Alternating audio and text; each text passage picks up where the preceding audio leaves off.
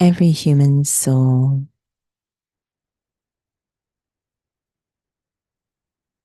is seeking quality of life, peaceful life, happy life.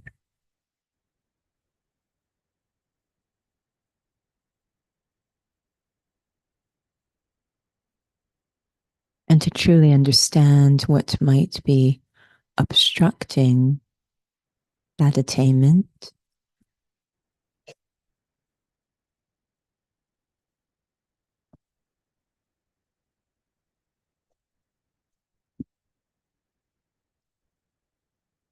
is not anything outside,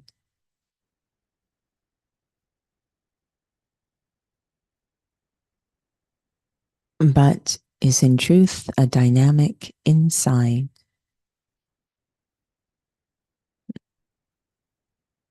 The enemy is not really out there, but in some ways, I have become my own enemy. I do not have a pure or sweet relationship with myself. That is a relationship of self-respect.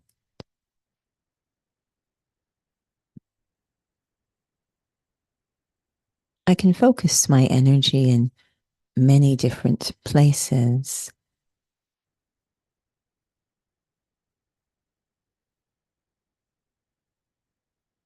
But perhaps the most powerful place to focus my energy, which will address so many aspects of my life, is on restoring a sweet and pure relationship with myself.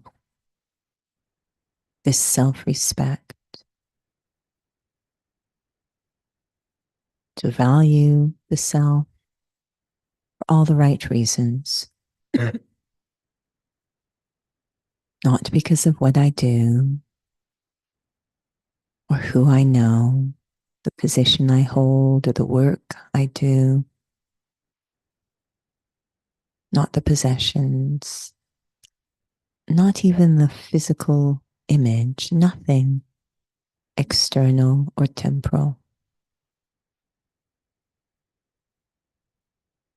but a very deep rooted, unshakable experience of my own value as life itself, as a spiritual being, to rediscover the intrinsic, innate capacities of the self as a soul. The human soul is so rich with beauty and value. In this world, the human soul alone is the source of peace and love and kindness and patience and compassion. To spend quality time with myself as a human soul and rediscover the qualities within the self, nurturing a pure and sweet relationship with myself.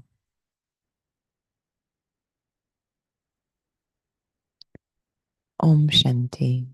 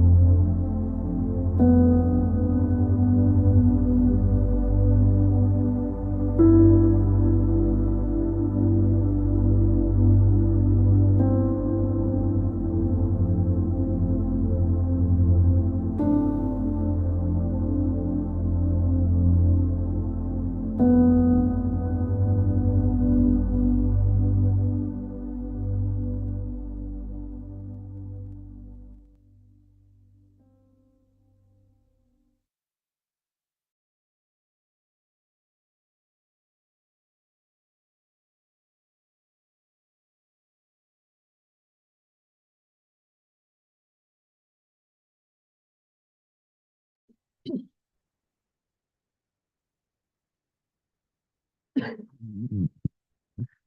Shanti. Good evening. Welcome to Interview with the Raj Yogi. Tonight's topic is Purity Disarms Ego. And we all have had lots of conversations about ego, even before being in the study. I hear it often. And so, but the thing that souls grapple with is okay, so now I know ego. I can probably describe it, have many words for it, but what to do in terms of having a different way of operating. It's not driven by that. So it was really interesting in the commentary when you were sharing about self-respect. And when souls hear the word purity, I don't know if they think about self-respect. Actually, I don't know.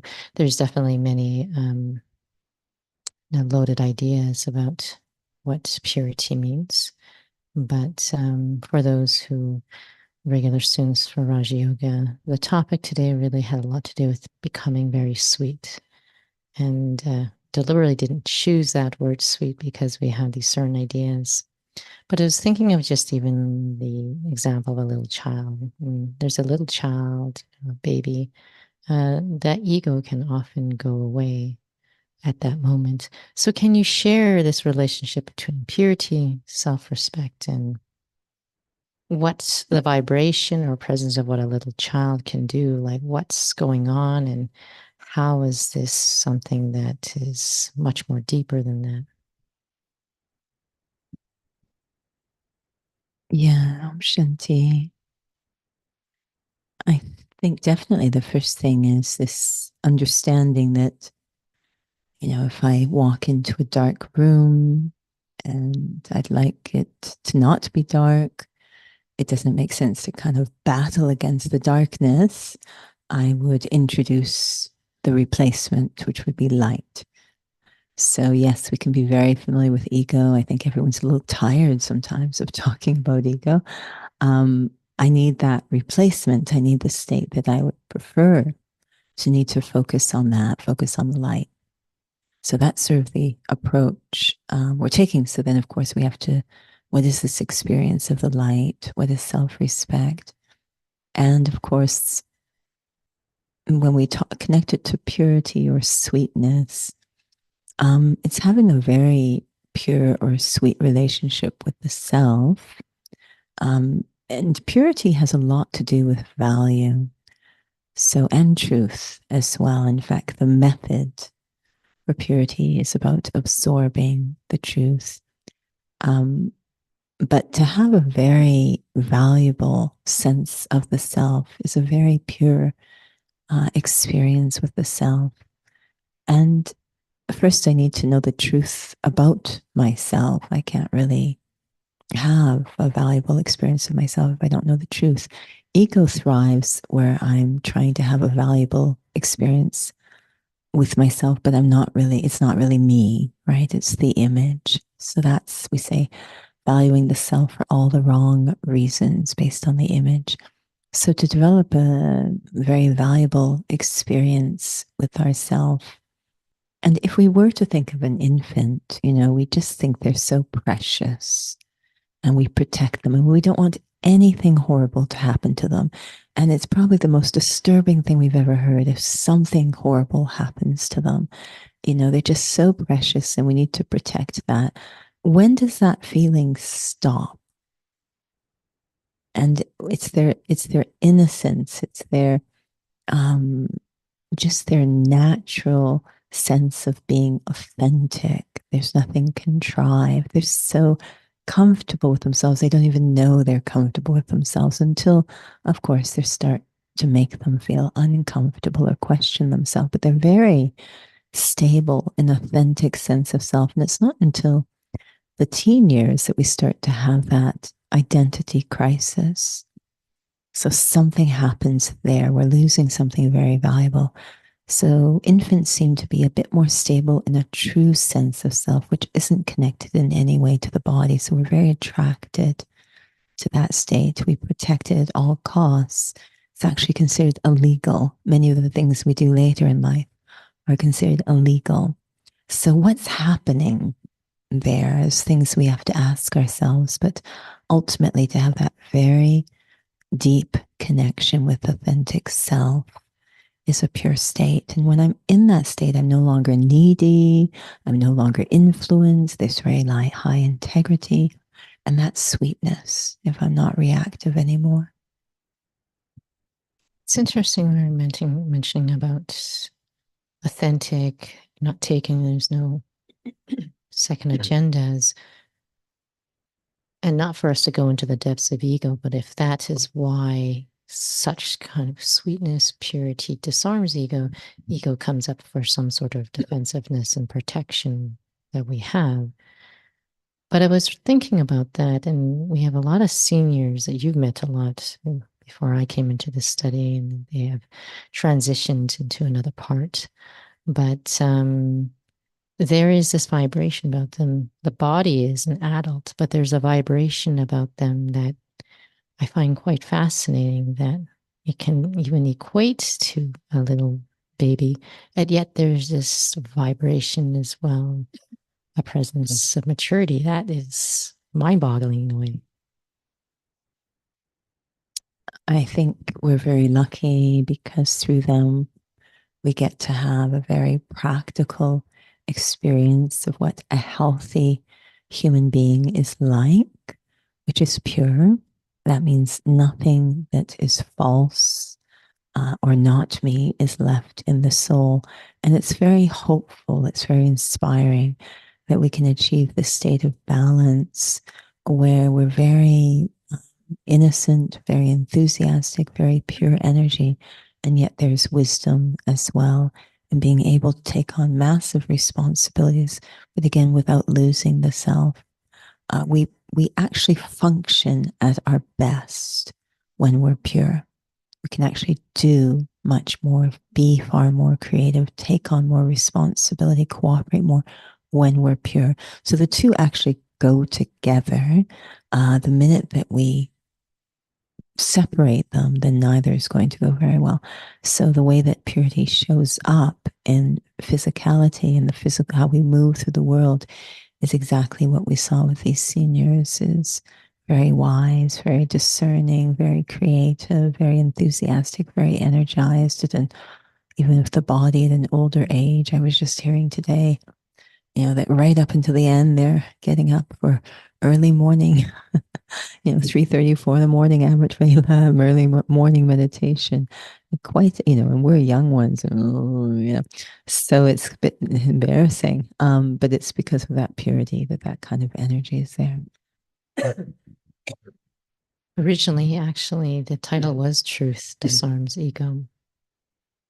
However, maybe personal experience, but also something that seems to has come up in quite a few conversations with other regular students is taking what I learned, we call it knowledge. Yeah. And we even hear new students mention this. How do I translate this to a complete transformation within the self? As many students have shared that I seem to have a lot of knowledge, but I'm grappling with actually seeing that translate into my responses. So there's no sweetness at all. So what is going on there? Like, to realize digesting it is so different from just thinking about it and talking about it, writing about it.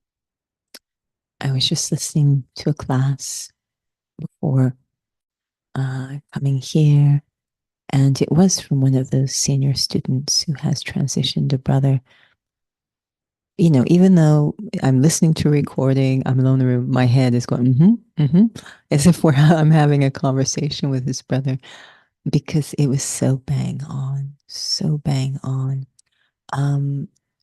We're talking about what we call transformation of sanskars, or the nature, the core nature of the being. And what was being suggested is that the early days where we successfully saw this sweetness, this transformation happening, they had a beautiful relationship with silence. They actually hungered for it. Um, and that we're not perhaps seeing as much of that. But unless I take truth into silence, we call it laboratory of silence, I can't really have, it's just swirling around in there, which is okay. But it's that deep absorption and being really affected by the truth is not going to happen. So, how to really have to figure out how to have a good, solid relationship with silence. That's where the transformation happens with the knowledge.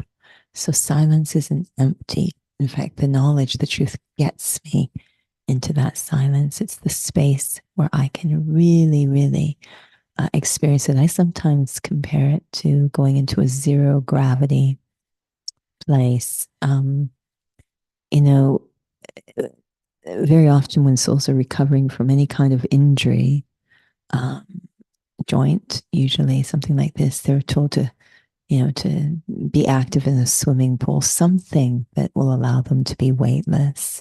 So they're moving the joint, but without the impact, so that it doesn't go back into its damaging ways or old habits.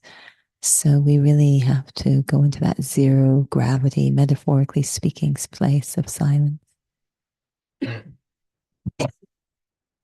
Is it in that zero gravity that, spiritually speaking, that my old ideas don't come into play, my old reactions, a sense of letting go? Yeah, one of the terms used to describe that state of true sweet silence is liberation or mukti. So the soul is free in that state to take on any consciousness or experience they want. Very, very free. So, yeah, I have freedom from the old habits. I can actually start to experience the original or pure state of the self. No, is it the truth then takes me into silence? And yet in the silence, I want to experience the truth. It seems to be like around and around we go. Because I hear in the original days, there was not a lot of knowledge. It was actually very simple. But when you hear souls hear the word silence, I don't know where we can all take it to. Because we also have quite interesting relationships with maybe unhealthy relationships with it from previous births. So getting into that silence properly.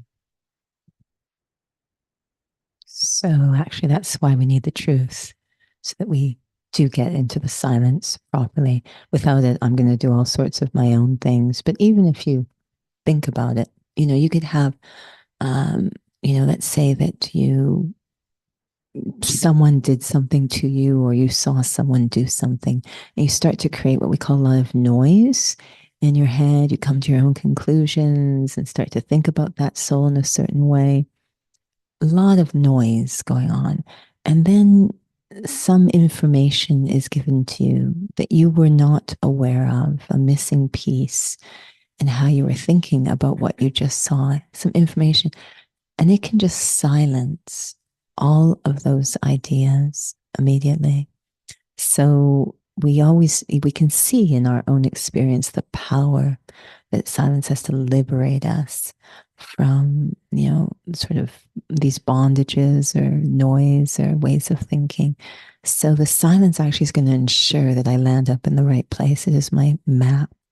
Otherwise, I'll do all sorts. Yeah, silence can mean anything to anyone, right? I just stop all physical noise. I go into isolation. I deaden myself, numb myself, repress myself, all sorts of things. But to use this spiritual knowledge just to sit with it and see how it liberates my mind from an old way. It's meant to take us into that bigger picture. And one of the ways we think about it is, which I've really enjoyed because we're talking about going into inner space, is when the astronauts, many of them describe going into outer space and the perspective, the big picture they have.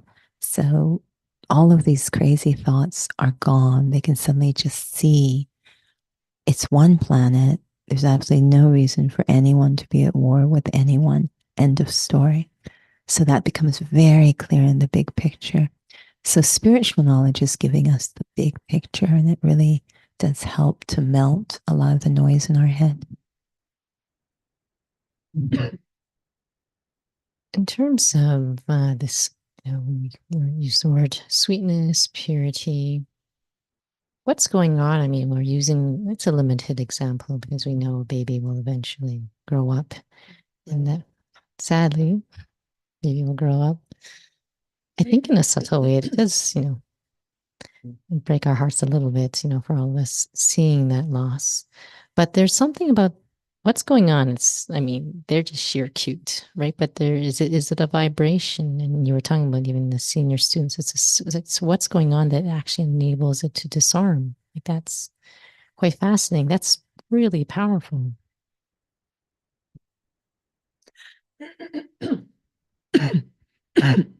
I'm not sure what connection it has to the question you asked, but suddenly the word love popped into my mind.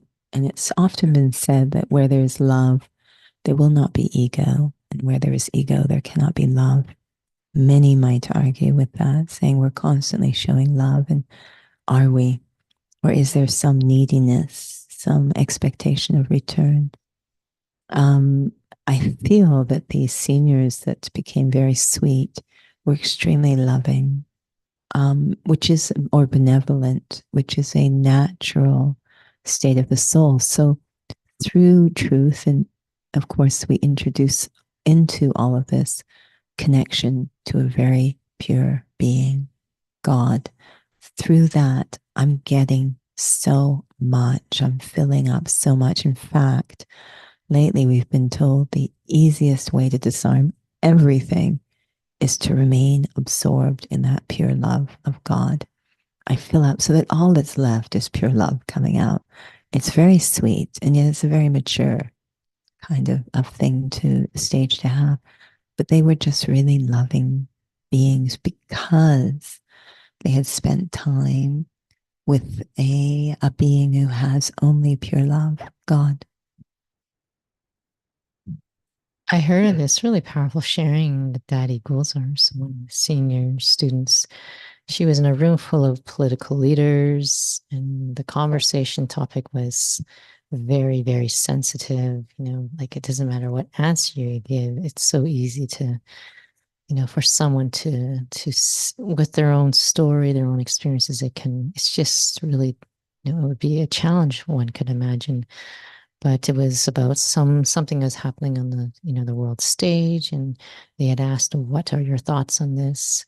And she shared, and I don't know if it was really the content about it, but what has your experience been like being with the senior students? Is it their words? Is it the vibration? Is it the combination of both? That that's because I think sometimes we try to emulate, we're inspired, but I found that really meaningful when you were talking about just be absorbed in that love and don't try to figure things out.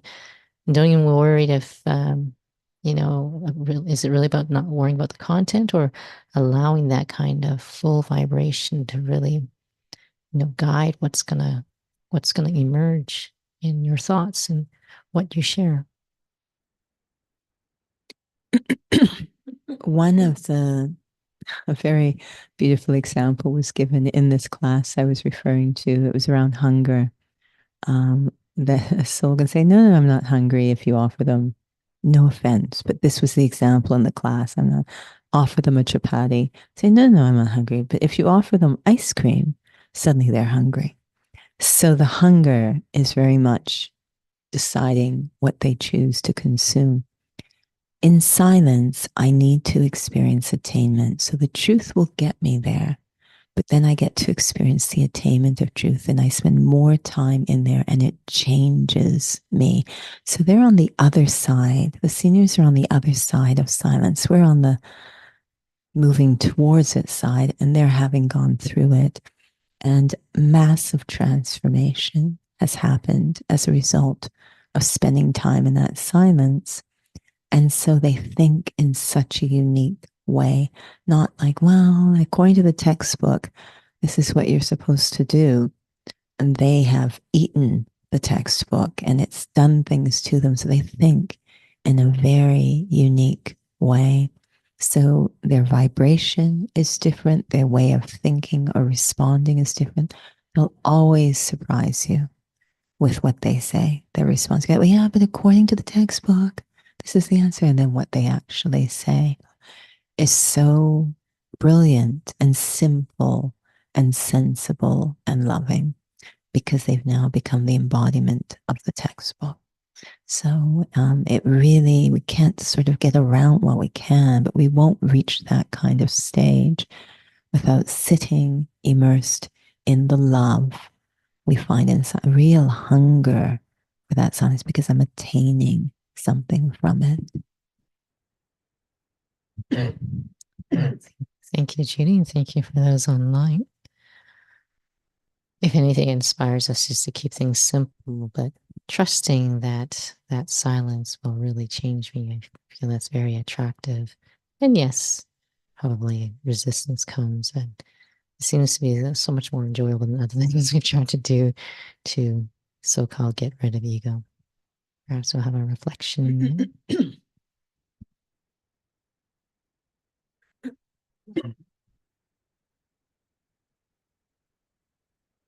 We all have different ideas, experiences, and feelings towards this idea of silence. And yet, there's two places in our day to day life that really try to enforce, in a gentle way, silence. One is a library, a place of learning, and the other is a hospital, a place of healing.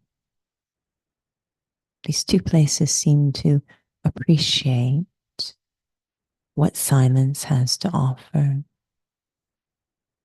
to absorb, to understand, to concentrate. Things I need in the library.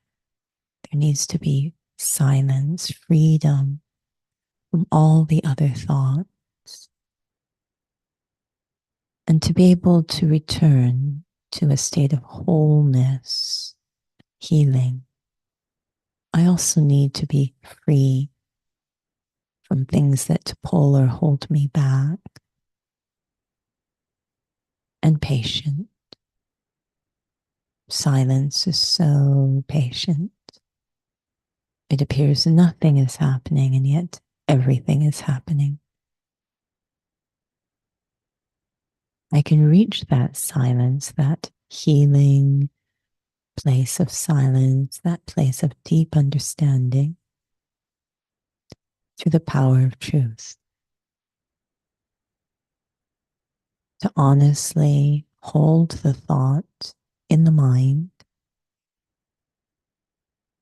that I am a soul. I'm actually separate from this temporary body and everything connected to the body. It's like discovering I'm a completely different species than I always thought I was. And so many details suddenly don't seem important when I honestly hold this thought. I'm a soul. A wave of simplicity washes through my mind, and that wave can carry me into a very quiet place. The more I experiment, the more I can master a healthy relationship with silence, the place where I become healthy again. Om Shanti. Om Shanti. Well, thank you, Judy. Very powerful topic. And for those online for joining with us, I don't know if we have any interesting announcements, but to please check the website for all of our online sessions, drop-in sessions at the Inner Peace Center, as well as the Academy. Thank you for joining with us. Om Shanti.